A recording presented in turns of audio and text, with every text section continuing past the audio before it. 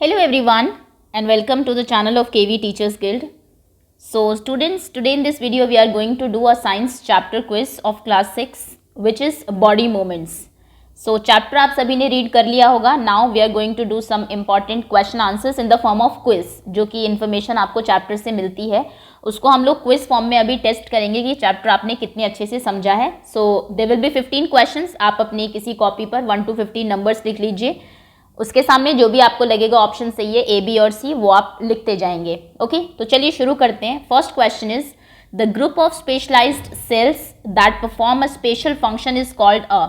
Sales का एक group होता है, स्पेशल सेल्स का एक ग्रुप जो कि एक स्पेशल फंक्शन परफॉर्म करता है बॉडी के अंदर, उसे आप क्या कहते हैं उस ग्रुप को? आपके ऑप्शन हैं ए ऑर्गन, बी बॉडी सिस्टम, सी ऑर्गन सिस्टम या फिर D tissue.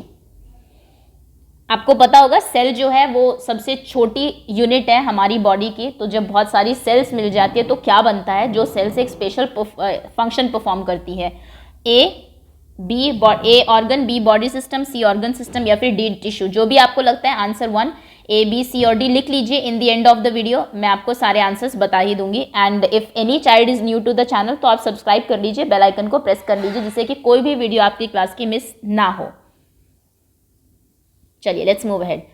Next is streamline body is found in. Streamline body क्या होती है? एक बॉडी की इस तरीके से स्ट्रक्चर की होती है कुछ एनिमल्स में या फिर बर्ड्स में अगर आप कहें, जो कि मिनिमम फ्रिक्शन जो है उसमें लगे ऑफ फ्लूइड या फिर एयर किसी भी चीज़ का, जिससे कि फ्लाई करने में या फिर आपको स्विम करने में इजी रहे. ओके जैसे कि अगर देखा जाए दो बॉडी सिस्टम हम बनाते हैं. सपोज करिए ऐसी बॉडी है किसी की तो उसको हम ब्लंट बोलते हैं. ब्लंट मतलब अगर आप स्विम करते हैं या फिर अगर आप इस तरीके की बॉडी का कोई एनिमल फ्लाई कर रहा है तो बहुत ज़्यादा फ्रिक्शन लगेगा एयर का. लेकिन अगर बॉडी इस तरीके से है तो ऐसी बॉडी पे क्या होता है कि मूवमेंट जो आपका फ्रिक्शन जो है एयर एंड वाटर का वो कम होता है.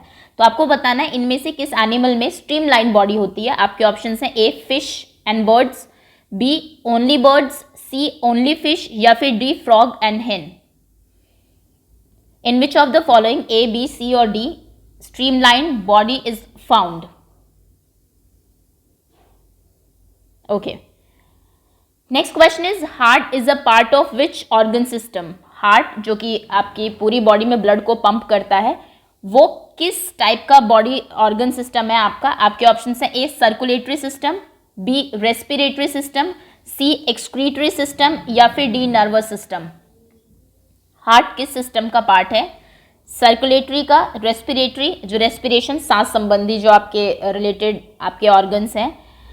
नेक्स्ट इज एक्सक्रीटरी, एक्सक्रीशन से रिलेटेड जो है, या फिर नर्वस सिस्टम. चलिए आंसर आपने कर दिया होगा. And of the video answer आपको पता लग ही जाएगा. Next is exoskeleton is in. Exoskeleton होता है कुछ एनिमल्स हैं आपके, जिसे आपका स्केलेटन आपकी बॉडी के अंदर है, पूरी बॉडी उसके बाद आपकी स्किन से कवर है कुछ. लेकिन ऐसे आपके एनिमल्स होते हैं जिनका जो स्केलेटन होता है वो उनकी बॉडी के बाहर होता है. तो आपको बताना है कि वो किस एनिमल में है इनमें से जो आपको ऑप्शंस दिए हुए हैं. आपके ऑप्शन हैं ए क्रैब, एक्सोस्केलेटन क्रैब्स में मिलता है, बी हेन, सी अर्थवॉर्म या फिर डी माउस.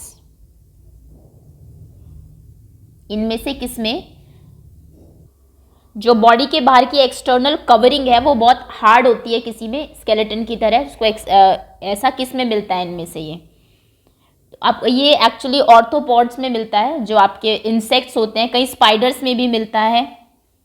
खैर जो आपको ऑप्शंस दिए हैं आपको उनमें से बताना है अभी. तो ओके आंसर कर दिया होगा आपने. Next question is our body is made up of a frame called. हमारी जो बॉडी है उसको जो एक फ्रेम से बनी है उस फ्रेम को आप क्या कहते हैं? आपके ऑप्शन हैं ए स्केलेटन, बी ब्लड वेसल्स, सी मसल्स या फिर डी न्यूरॉन. जो कि एक तरीके से आपकी बॉडी को शेप प्रोवाइड कराती है, उस फ्रेम को क्या कहते हैं? स्केलेटन, ब्लड वेसल्स, मसल्स या फिर neuron. Okay next question is hinge joint is present. तो देखिए हिंज जॉइंट ये आई थिंक पहले भी हम लोग कर चुके हैं आपकी रिविजनल वीडियो में. हिंज जॉइंट एक आपकी बॉडी में बहुत सारे जॉइंट्स हैं जो कि दो आपकी वेरियस स्केलेटन सिस्टम में दो बोन्स को जॉइन करते हैं. तो हिंज जॉइंट एक जॉइंट होता है जो कि आपकी मोशन जो है वो सिर्फ एक ही डायरेक्शन में पॉसिबल हो पाता है. उसकी वजह से एक ही डायरेक्शन में वो अलाउ करता है आपको मोशन करना. तो ये आपको कहाँ मिलता है? आपके ऑप्शन हैं A cranium, B backbone, C shoulder, D elbow. Various type के जॉइंट्स आपने पढ़े होंगे। बॉल एंड सॉकेट जॉइंट होता है, जैसे आपके शोल्डर में बॉल एंड सॉकेट होता है, क्योंकि आप देखिए शोल्डर की जो आपकी जो बोन है उसको आप किसी भी डायरेक्शन में मूव कर सकते हैं। लेकिन अगर बात करें आपके चलिए एल्बो आपको ऑप्शन में दिया हुआ है, खैर वो उसको बॉल एंड सॉकेट जॉइंट कहते हैं। उसके बाद आपका हिंज जॉइंट होता है जो एक ही डायरेक्शन में होता है, आपका पाइवट जॉइंट होता है। तो 6 टाइप्स के जॉइंट होते हैं ह्यूमन बॉडी में, है ना। सैडलर जॉइंट होता है, प्लेन जॉइंट होता है आपका एंड ऑल। तो यहाँ पर आपको बताना है कि इसमें से किसमें हिंज जॉइंट है, कौन सी ऐसी बोन है जिसको आप सिर्फ एक ही डायरेक्शन में मूव कर सकते हैं, बाकी किसी और डायरेक्शन में नहीं। Easy I think question. Next is human skull is made up of. Human का जो स्कल है आपका वो कितनी बोन्स से मिलके बना है? आपके ऑप्शन हैं 13 बोन्स, बी 33 बोन्स, सी 22 बोन्स या फिर डी 32 बोन्स। आपके हेड के ऊपर जो स्केलेटन सिस्टम है पूरा, जिसके अंदर आपका माइंड है, आप जानते हैं बहुत ही डेलिकेट होता है वो, तो ऊपर आपको ये कवरिंग प्रोवाइड कराई गई है, पूरा हड्डियों से ढका हुआ है ऊपर से आपका, जो कि जिसको आप स्कल कहते हैं। तो उसमें कितनी बोन्स होती है? 13, 33, 22 या फिर 32।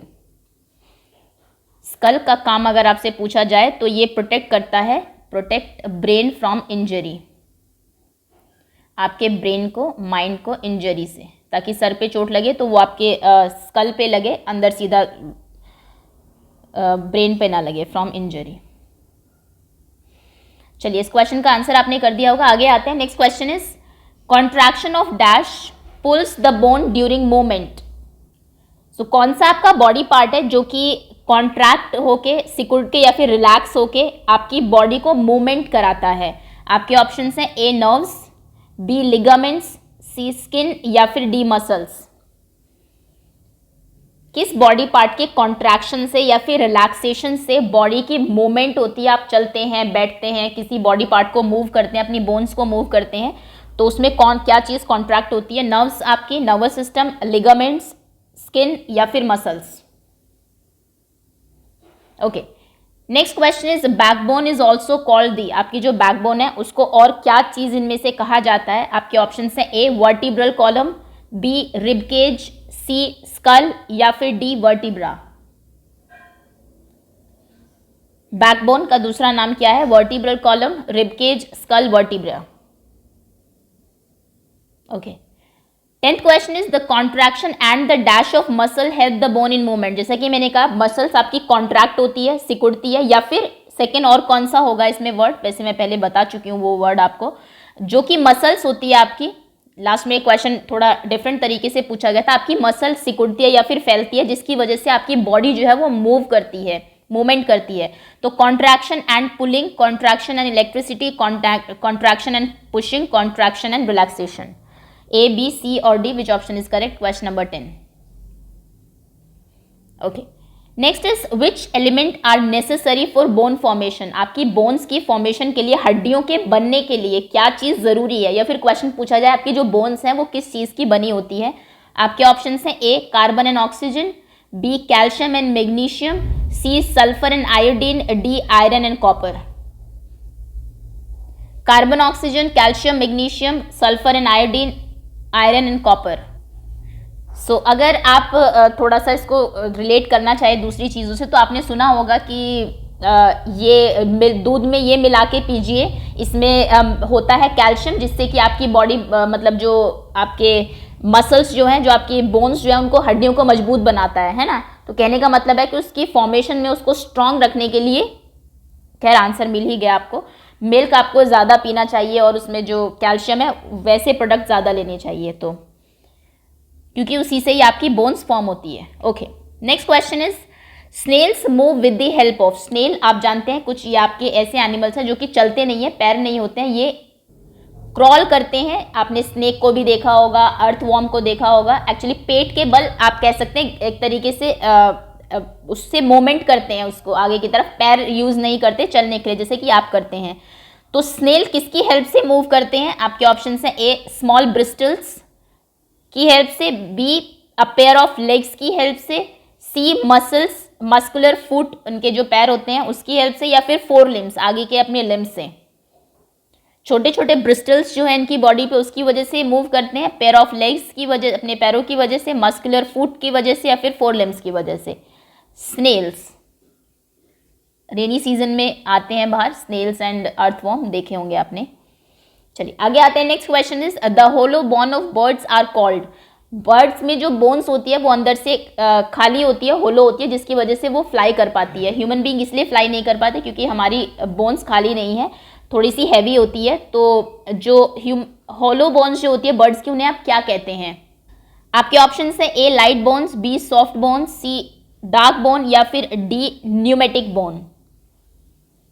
बर्ड्स की होलो बोन्स को क्या कहा जाता है? A light bone, B soft bone, C dark bone, D pneumatic bone.